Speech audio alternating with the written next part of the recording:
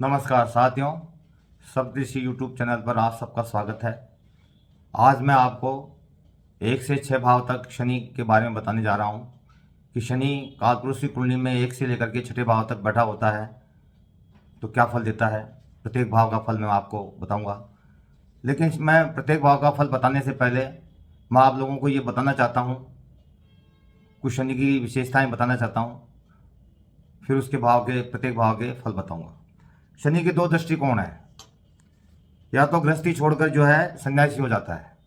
जहाँ तक शनि के 2 दृष्टिकोण हैं, अगर ज़्यादा प्रभाव शनि का हो जन्म पत्री में तो गृहस्थी छोड़ करके जातक जो है साधु बन जाता है। और दूसरा शनि का दृष्टिकोण है चतुरता से धन कमाना।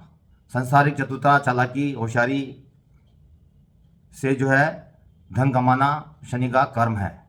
ये शनि के कार्य में आते हैं। चतुराई, चालाकी, होशियारी से धन उपार्जन करना, चाहे वो ईमानदारी से करता हो, लेकिन चतुराई, चालाकी और होशियारी से धन उपार्जन जो है करना शनि के कर्म क्षेत्र में आता है, क्योंकि शनि कर्म का कारक नाड़ी ज्योतिष में माना गया है। कर्म कारक शनि होता है। पराशर भी शनि को ही कर्म का कारक मानती है। शनि का जो एजेंट है वो केतु है।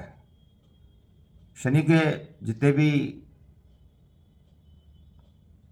काम एजेंट के थ्रू होते हैं वो केतु करता है। अगर शनि से पहले भाव में केतु बैठा है, शनि से अगले भाव में या शनि से आगे डिग्री में केतु बैठा है तो जातक ज्योतिषी होता है। और शनि इच्छाधारी सर्प की तरह सहायता करता है। अगर शनि से आगे केतु हो, अगले भाव में हो या डिग्री में आगे हो शनि से केतु, तो जातक ज्योतिषी होता है।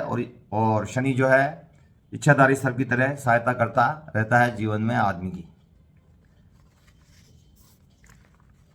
चंद्रमा और राहु अगर 12वें घर में हो, 12वें भाव में, जन्मपत्री के 12वें भाव में चंद्रमा और राहु हो, तो आप ये मान के चलिए, चाहे तुला लगन हो और चाहे वृषभ लगन हो, क्योंकि तुला में और वृषभ में शनि योग कारक होता है, और चाहे उच्च का हो शनि, तो भी शनि बुरा फल देगा अगर चंद्रमा और राहु 12वें घर में है तो।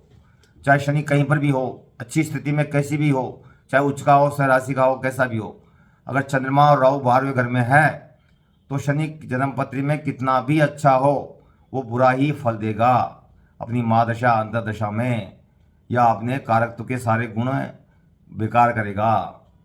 कारकत्व क्या गुण है? कर्म, नौकरी, चाकरी, इन सब में बाधाएं पहुंचाएगा। अगर चंद्रमा राहु 12वें घर में है तो शनि कितना भी अच्छा हो जन्मपत्री में, कहीं पर भी 12 भाव में शनि कहीं पर भी बैठा हो तो शनि जो है खराब फल ही देगा अगर चंद्रमा राहु 12वें भाव में है तो। शनि के साथ 2 से अधिक पुरुष ग्रह हो, अगर शनि के साथ 2 से अधिक पुरुष ग्रह हो और डिग्री में शनि के नज़दीकी हो तो शनि वश में आ जाता है। तो वो पुरुष ग्रह जो है इस नपुंसक शनि को जो है वश में कर लेते हैं और शनि अपना पूरा विष नहीं उगल पाता, यानी पूरा बुरा प्रभाव नहीं दे पाता। अगर 2 पुरुष ग्रह कौन से है? बृहस्पति, सूर्य, मंगल, ये पुरुष ग्रह हैं। अगर ये शनि के साथ हो, डिग्रियों में भी नज़दीकी हों, तो शनि अपना पूरा बुरा प्रभाव नहीं दे पाता, अपना पूरा विष जो है उगल नहीं पाता, और जो है जातक का बचाव पुरुष ग्रह कर लेते हैं और शनि अपना बुरा प्रभाव पूर्णतया नहीं दे पाता। थोड़ा बहुत तो देता है लेकिन पूर्णतया नहीं दे पाता।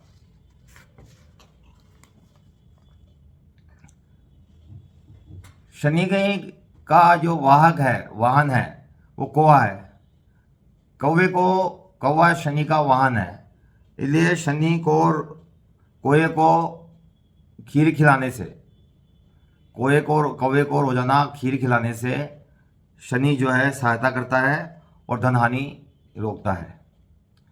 शनि का वाहन कौवा है और कौवे को खीर खिलाने से, प्रातः कौवे को खीर खिलाने से जो है वो शनि धन हानि रोकता है और जातक की सहायता करता है, कौवे को खीर खिलाने से, क्योंकि कौवा शनि का वाहन माना गया है। शनि के लिए भैरव की उपासना करना भी लाभप्रद रहता है। भैरव चालीसा पढ़ें, भैरव जी की उपासना करें। शनि के लिए भैरव जी की उपासना का उल्लेख पुस्तकों में लिखा हुआ है कि शनि खराब हो तो भैरव की जो है भैरव जी भगवान की उपासना करनी चाहिए, भैरव संहिता पढ़नी चाहिए। इससे शनि को कष्ट इतना नहीं हो पाता, जातक को सहायता मिलती है। इसलिए शनि के लिए भैरव की उपासना का उल्लेख आता है। आजकल जो शनि के मंदिर बने हैं, पुरानी किसी भी किताब में शनि के मंदिर का उल्लेख नहीं है। आजकल हर चौराहे पर, हर गली में, हर मोहल्ले में शनि मंदिर है, जबकि शनि मंदिर पहले थे ही नहीं। तो और पुरानी किताबों में भी शनि के लिए भैरव जी का उपासना लिखी गई है। इसलिए जब शनि खराब हो या शनि पीड़ित कर रहा हो तो भैरव जी की उपासना करनी चाहिए, ना कि शनि मंदिर जाकर के पूजा करनी चाहिए। भैरव जी की उपासना करने से शनि शांत होता है। भैरव संहिता, भैरव जो संहिता है, चालीसा है, वो पढ़ने से भी शनि शांत होता है। नपुंसक ग्रह है शनि, सुबह और शाम के समय विशेष प्रभावशाली होता है। शनि जो है नपुंसक ग्रह है, प्रातःकाल और सायकाल विशेष प्रभावशाली रहता है। शनि का रंग जो है काला है। कई लोग शनि का रंग नीला मानते हैं। शनि का रंग नीला नहीं है, नीला तो आकाश है। आकाश राहु है, अनंत है राहु, जिसका कोई अंत नहीं है। इसलिए नीले को, आकाश को राहु माना गया है और शनि को काला माना गया है। शनि का रंग जो है काला है और राहु का नीला रंग है। अगर जन्मपत्री में शनि किसी भी तरह से खराब हो रहा हो या बेकार हो रहा हो या कष्टप्रद अवस्था में हो तो 36 से 48 वर्ष की आयु मानी गई है। कई बार 36 वर्ष में आदमी को रिलीज कर देता है, परेशानी से छुटकारा दिला देता है, और कई बार 48 वर्ष तक आदमी की परेशानी गले पड़ी रहती है। तो 36 से 48 वर्ष शनि की आयु मानी गई है। 36 वर्ष तक परेशान करे या 48 वर्ष तक, ये जन्मपत्री देखने पर भी मालूम लगेगा।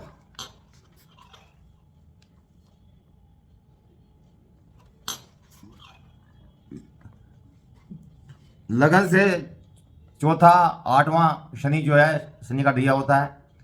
चौथा शनि हो लगन से अगर, तो घर में अशांति, कलेश, मानसिक चिंता और परेशानी देता है। गोचर में जब चौथा शनि आए, गोचर में जब लगन, किसी भी जन्मपत्री के लगन से अगर, लगन से, चंद्रमा से नहीं, लगन से अगर गोचर में चौथा शनि आए तो जातक को जो है घर में कलेश, मानसिक अशांति, चिंता और परेशानी देता है। क्योंकि चौथा घर मानसिक चिंता, परेशानियों, चौथा घर मानसिक शांति, सुकून और हमारा घर है, इन सबको वो बिगाड़ देता है शनि। जब गोचर में शनि चौथे घर में आता है तो मानसिक शांति खत्म हो जाती है, घर में कलेश, अशांति हो जाती है। इसलिए चौथा शनि भी बेकार माना गया है जब गोचर में चौथा शनि आता है।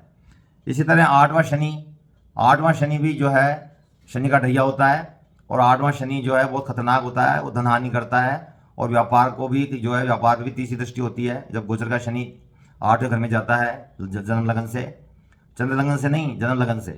जब 8वां शनि जाता है गोचर का तो व्यापार में भी रुकावट आती है और धनहानि होती है और संतान को भी कष्ट होता है। 8वां शनि भी खराब माना गया है गोचर का। जब जन्म लगन से अगर 8वां शनि जाए तो वो भी खराब परिणाम देता है जातक को। इसी तरह चंद्रमा से अगर 12वां शनि हो, गोचर में आता है, चंद्रमा से जब शनि 12वां आता है तो 7.5 याद चालू हो जाती है। और 7.5 में भी पूरे 7.5 खराब नहीं जाते, एक ढैया कोई ना कोई बहुत ज़्यादा परेशान करता है व्यक्ति को। चंद्रमा से 12वां अगर शनि गोचर में आता है तो 7.5 स्टार्ट हो जाती है, लेकिन पूरे 7.5 खराब नहीं जाते। एक ढैया को 1-2.5 साल, कोई से भी एक राशि में कोई से भी 2.5 साल खराब जा सकते हैं, वो पूर्णतः खराब जाएंगे और ज़्यादा परेशान हो जाएगा। तो एक ढैया विशेषकर खराब जाता है 7.5 के अंदर, चंद्रमा से 12वां जब शनि गोचर में आता है तो। चंद्रमा से 12वां, अब चंद्रमा कहीं भी बैठा हो उससे कोई मतलब नहीं है। इसी तरह जो है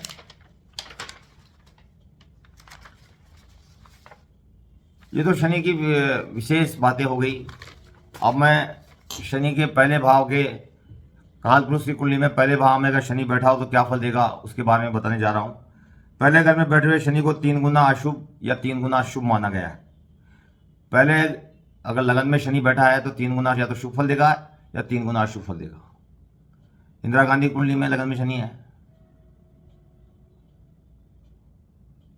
और सोनिया जी की कुंडली में भी लगन में शनि है, तो 3 गुना शुभ या 3 गुना अशुभ फल देता है। पहले घर में शनि होने के समय यदि शनि के दुश्मन कौन कौन है? सूर्य है, चंद्रमा है, मंगल है। अगर चौथे घर में हो, सूर्य, चंद्रमा और मंगल अगर चौथे घर में हो, पहले घर में शनि हो, तो पहले घर का शनि 3 गुना खराब जाएगा। लगन का शनि हो तो 3 गुना अच्छा जा सकता है, लेकिन अच्छा कब जा सकता है? जब सूर्य, चंद्रमा और मंगल चौथे घर में नहीं हो तब।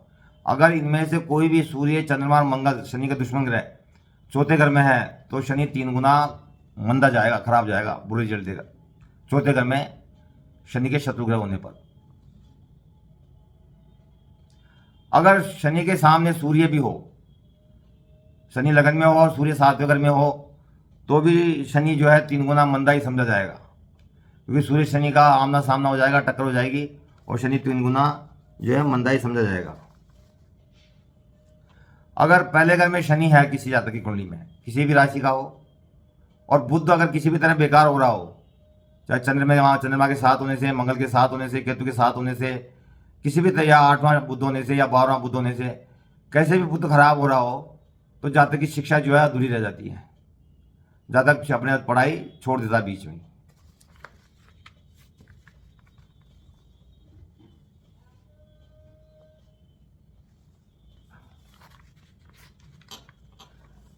सूर्य शनि इकट्ठे हो या मंगल के साथ बुध हो, सूर्य शनि इकट्ठे हो, दोनों एक साथ बैठे हों किसी भी भाव में, पहले भाव में सूर्य शनि एक साथ बैठे हों, और मंगल के साथ बुध हो, या पहले घर में सूर्य शनि हो और मंगल के साथ बुध हो, तो ऐसा जातक चोर, दगाबाज या झगड़ालू हो सकता है। तो ऐसा जातक जो है चोर, दगाबाज या झगड़ालू होता है। शनि 2 के समय यदि शुक्र 7वें घर में हो, तो ऐसे व्यक्ति में अपने जीवन में जीने की इच्छा बहुत ही प्रबल होती है। शनि 2 के समय जो है, अगर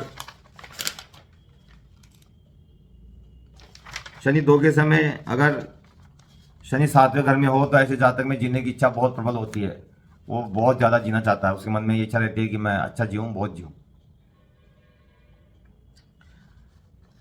शनि 2 के समय अगर शुक्र 7वां हो, शनि 2 के समय दूसरे भाव में शनि हो और शुक्र 7वां हो, तो जातक देखने में इतना प्रभावशाली नहीं लगे। ये जरूरी नहीं है कि जातक देखने में बहुत प्रभावशाली लगता हो, और हो सकता है वो बुद्धू सा भी लगे, लेकिन वो जो है अपनी शक्ति और अकल में बहुत बलवान होता है। लेकिन वो अपनी शक्ति और अकल में बहुत बलवान होता है।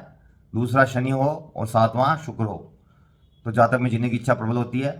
वो दिखने में मूर्ख हो सकता है वो मूर्ख दिखे भी, लेकिन वो अपनी अकल और बल में शक्तिशाली होता है।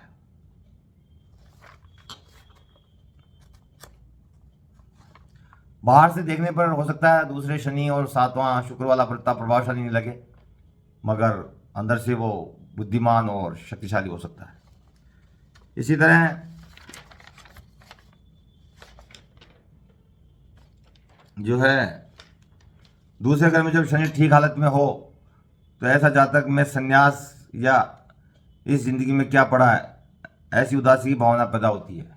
दूसरे घर में शनि होता है तो जातक के जीवन में उदासी की भावना बहुत आती है कि यार क्या जीवन है, कैसा जीवन है, सब बेकार है। तो मन में उदासी की भावना बहुत ज़्यादा आती है दूसरा शनि वाले को।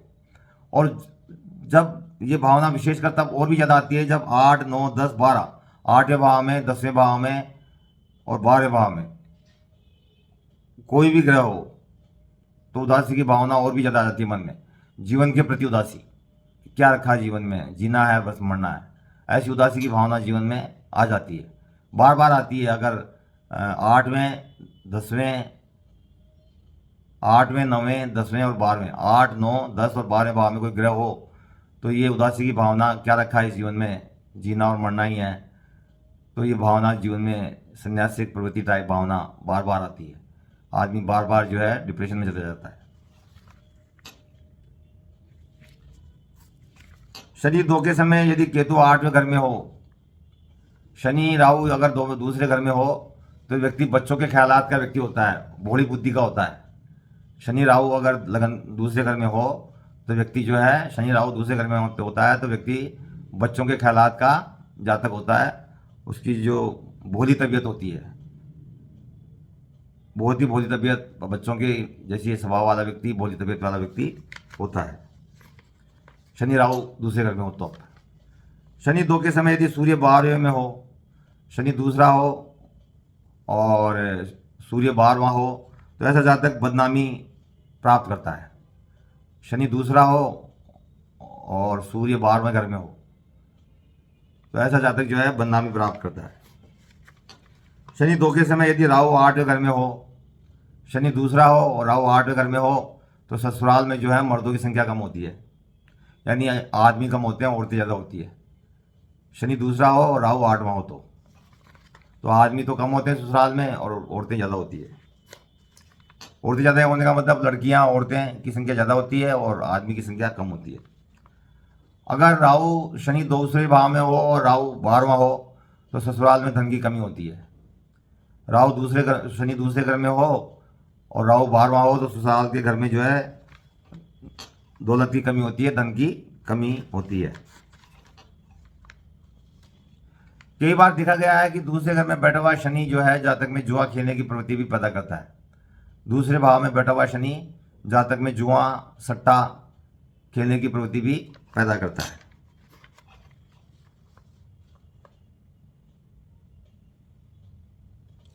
शनि 2 के समय यदि मंगल कैसे भी मंदा हो रहा हो, शनि दूसरा हो और मंगल जन्मपत्री में कहीं पर भी मंदा हो रहा हो किसी भी तरह से, तो 28 से लेकर के 39 साल तक जो है बीमारी गले लगी रहती है। शनि दूसरा हो और मंगल किसी भी तरह से खराब हो रहा हो कहीं पर भी तो 28 से लेकर के 39 साल यानी 10 साल जो है बीमारी या जातक के गले लगी रहती है। कोई ना कोई बीमारी जातक के गले लगी रहती है। शनि 2 वाले की संतान मूर्ख होती है। जिसके दूसरे भाव में शनि हो, विशेषकर शत्रु राशि का हो, तो उसकी संतान जो है मूर्ख होती है। दूसरे भाव में शनि हो, विशेषकर शत्रु राशि का हो, तो ऐसे जातक की संतान जो है मूर्ख होती है। महात्मा गांधी के दूसरे भाव में वृश्चिक का शनि था। शनि 3 के समय यदि मंगल, केतु या बुध, अब शनि जो है पहले 2 की बात कर लें। अगर शनि शत्रु राशि का हो तो मैंने बता दिया दूसरे भाव में तो संतान मूर्ख होती है। अब मैं तीसरे शनि के बारे में बताता हूं। तीसरे भाव में शनि नगद नारायण से दूर रखता है आदमी को। नगद धन की कमी रहती है, भले ही संपत्ति बहुत हो उसके पास, स्थायी संपत्ति फिक्स असेट बहुत होती है, लेकिन नगद नारायण की कमी रहती है। नगद धन इतना ही आ पाता है उसके पास जितना उसका जीवन यापन चल सके बस। और वो चाहे संपत्ति बेचना तो कोई ना कोई संपत्ति में टाइटल गड़बड़ होता है या कुछ बात ऐसी होती है कि वो संपत्ति बिक भी नहीं पाती।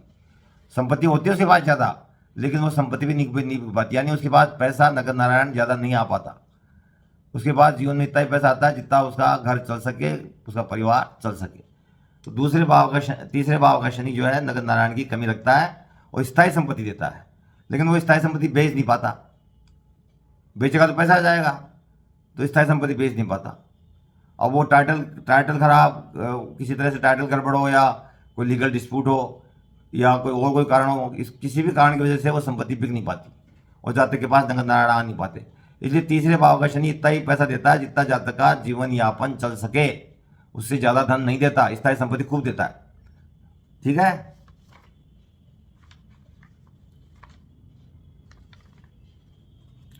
तीसरे घर में शनि के समय यदि सूर्य 1, 3, 5 में हो, तीसरे घर में शनि हो और सूर्य पहले घर में, तीसरे घर में या 5वें घर में हो तो केतु और शनि दोनों का ही फल अशुभ हो जाता है। तो केतु और शनि दोनों का ही फल अशुभ हो जाता है। तीसरे घर में शनि के समय सूर्य 1 में हो या 5 में हो या सूर्य शनि तीसरे भाव में एक साथ बैठे हों तो केतु और शनि दोनों का ही फल जो है खराब हो जाता है। तो केतु का फल खराब होने से क्या होगा कि कान, रीढ़ की हड्डी, घुटने आदि पर बुरा प्रभाव पड़ता है। केतु खराब होता है तो कान, रीढ़ की हड्डी घुटने आदि पर बुरा प्रभाव पड़ता है और ये परेशान करते हैं।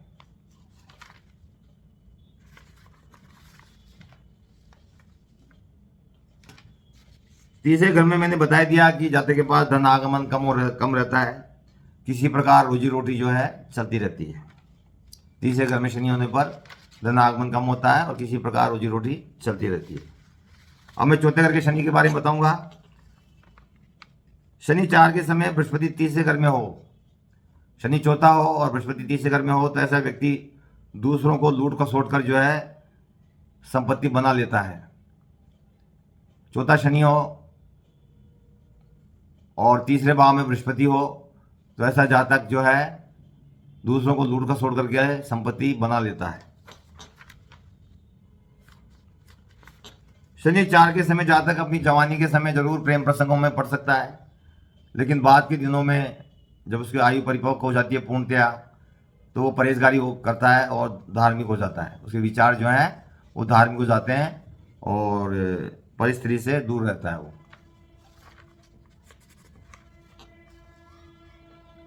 शनि 4 के समय जो पेरेंटल प्रॉपर्टी होती है उसमें या तो कुआं होता है या बेसमेंट होता है या पुरानी हवेली होती है वो।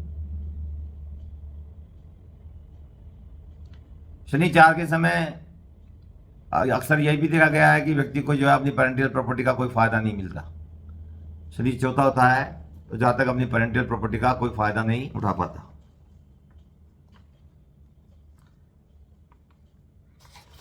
ये चौथे घर के शनि का फल मैंने बता दिया आपको। अब मैं आपको 5वें घर के शनि का क्या फल होता है इसके बारे में बताने जा रहा हूं। 5वें घर का व्यक्ति जो है अपनी मर्जी का मालिक होता है। वो जो भी काम करता है अपनी मर्जी से करता है, किसी की सुनता नहीं है और उसमें अभिमान घमंड भी कुछ ज़्यादा ही होता है। 5वें घर के शनि वाला अपनी मर्जी से काम करता है, अपनी मर्जी का मालिक होता है, किसी की सुनता नहीं है और उसमें अभिमान और घमंड भी कुछ ज़्यादा ही होता है और अकड़ू स्वभाव का होता है। अकड़ू स्वभाव का होता है और अभिमान और घमंड भी ज़्यादा होता है 5वें शनि वाले का। शनि 5 के समय जातक की औलाद की हालत के बारे में कुल में केतु बैठा हुए घर से जाना जा सकता है। शनि 5वें घर में हो तो उसकी औलाद के बारे में केतु अगर अच्छा है तो औलाद ठीक रह सकती है, वरना 5वां घर का शनि औलाद को गड़बड़ कर देता है। तो केतु की स्थिति देख करके ही जो है हम 5वें घर के शनि के होने पर औलाद के बारे में केतु की स्थिति देख करके ही मालूम कर सकते हैं कि केतु अच्छा है तो औलाद ठीक रहेगी। अगर केतु खराब है तो 5वां शनि औलाद का बेड़ा गर्क कर देता है। अगर शरीर पर ज़्यादा बाल हो जातक के, 5वें घर के शनि वाले के शरीर पर ज़्यादा बाल हो तो जातक दुर्भाग्यशाली होता है। 5वें घर में शनि हो और शरीर पर जो है ज़्यादा बाल हो, एक एक रोमकूप में 2-2, 3-3, 4-4 बाल हों, 4-4 बाल हों, 3-3 बाल हों, यानी शरीर पर ज़्यादा बाल हों तो जातक जो है दुर्भाग्यशाली होता है। ऐसा जातक जो है जिसके शरीर के में 5वां शनि हो और शरीर पर ज़्यादा बाल हो वो जातक दुर्भाग्यशाली होता है। राहु केतु की आयु तक शनि का अशुभ प्रभाव बना रहता है। कई बार 48 साल होती है राहु केतु की आयु, 42 साल केतु की, 48 साल राहु की। तो 48 साल की उम्र तक जो है राहु का प्रभाव और राहु केतु का प्रभाव बना रहता है और व्यक्ति शनि खराब होने पर जो है 48 वर्ष तक अपनी आयु का 48 वर्ष तक दुख पाता है।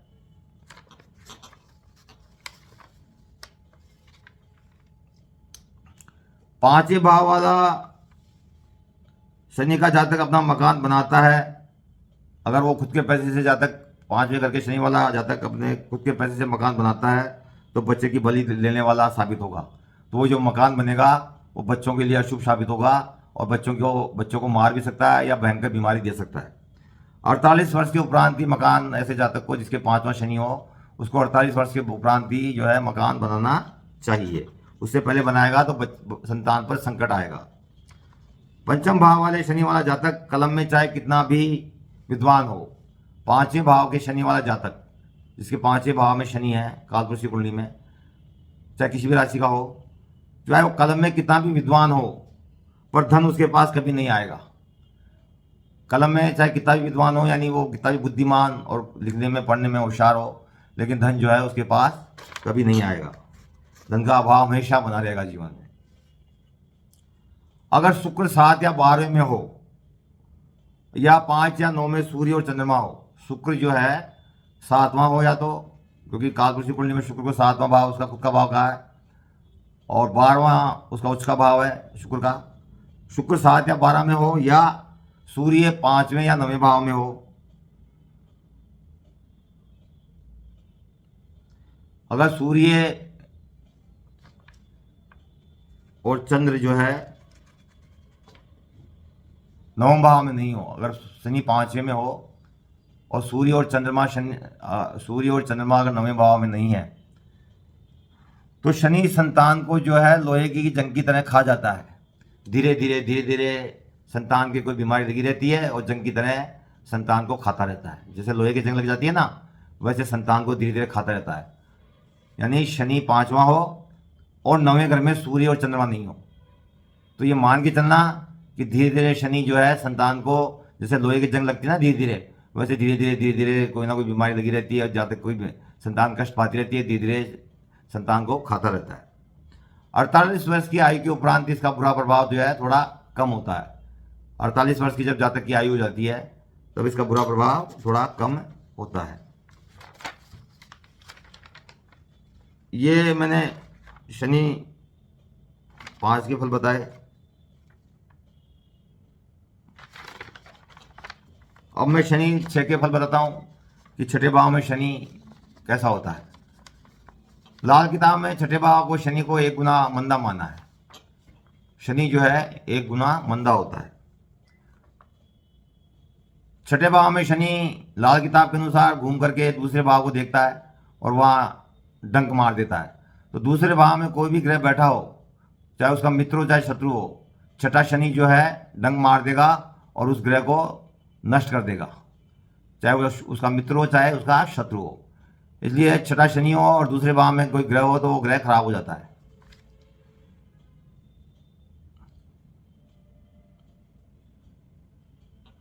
शनि छठा हो और शुक्र 12वें में हो तो शुक्र का शुभ फल मिलता है, स्त्री सुखी रहती है।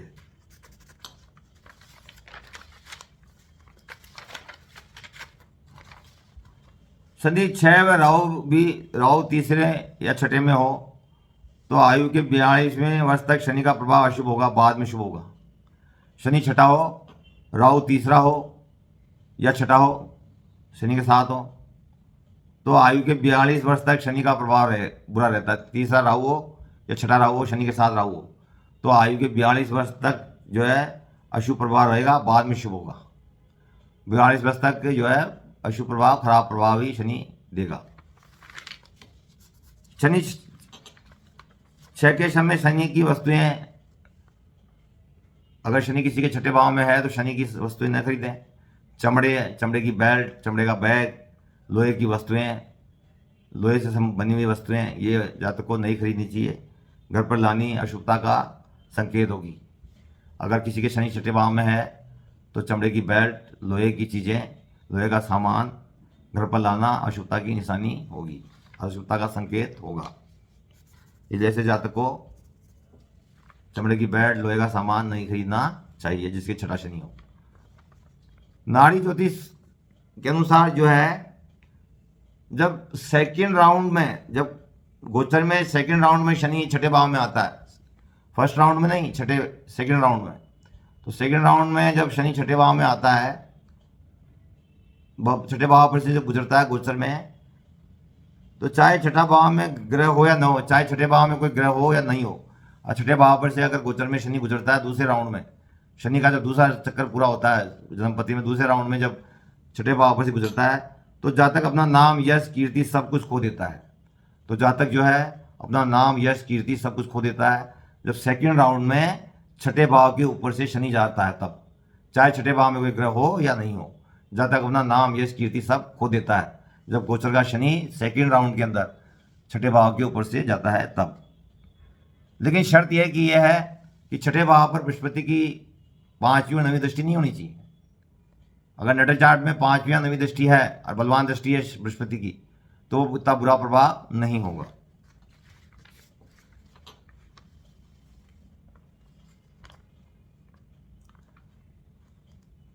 शनि दूसरा हो और मंगल 8वां हो तो जातकों को धनी माना है। बड़ी एक विचित्र बात है कि शनि दूसरा हो और 8वां शनि मंगल हो, शनि मंगल आमने सामने हो, 8वां मंगल दूसरा शनि, तो जातक को धनी माना है।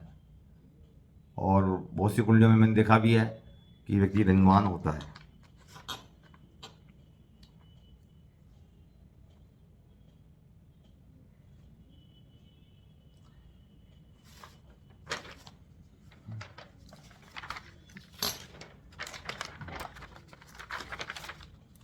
तो साथियों, मैंने 1 से लेकर के 6 भाव तक के शनि के फल बताएं। वो पाराशर, जेमिनी, नाड़ी, लाल किताब तीनों के मिश्रण है। जो व्यक्ति पाराशर, जेमिनी, नाड़ी, लाल किताब चारों मेथड जानता है वो अच्छी तरह समझ गया होगा। हमें चारों पद्धतियों पर भी विद्वत्ता होनी चाहिए। चारों पद्धतियाँ हमें आनी चाहिए, पाराशर, जेमिनी, नाड़ी और लाल किताब। सिर्फ एक मेथड आने से ही व्यक्ति ज्योतिषी नहीं हो पाता, वो अधूरा ज्योतिषी होता है। अधिकतर लोग विशेषकर उत्तर भारत में सिर्फ पाराशर ज्योतिष जानते हैं। वो आधा अधूरा प्रिडिक्शन करते हैं और पाठ पूजा बता देते हैं। लेकिन विदेशों में कोई हवन, यज्ञ, पाठ पूजा, तंत्र मंत्र नहीं होता। मेरे पास विदेशों की कुंडलियाँ भी आती है। वहाँ के भगवान दूसरे हैं, हमारे भगवान दूसरे हैं, धार्मिक रूप से हम अलग अलग हैं, इसलिए वो सिद्धांत लागू नहीं होते पाराशर के। इसलिए जो व्यक्ति पाराशर, जेमिनी, नाड़ी और लाल किताब चारों मेथड जानता है वही पक्का ज्योतिषी है।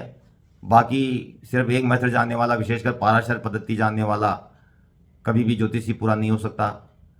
वो ढोंग रचता है और धन उपार्जन करता है और जनता को ठगता है। इसलिए साथियों, चारों मेथड सीखें, पाराशर, जेमिनी, नाड़ी और लाल किताब, तभी आप पक्के ज्योतिषी बन सकते हैं। परफेक्ट ज्योतिष सीखनी है तो, और अच्छे ज्योतिषी बन सकते हैं। इसी के साथ आज मैंने 1 से लेकर 6 तक शनि के जो फल बताए हैं प्रत्येक भाव के, उस पर कमेंट करें, लाइक करें, सब्सक्राइब करें। धन्यवाद, नमस्कार।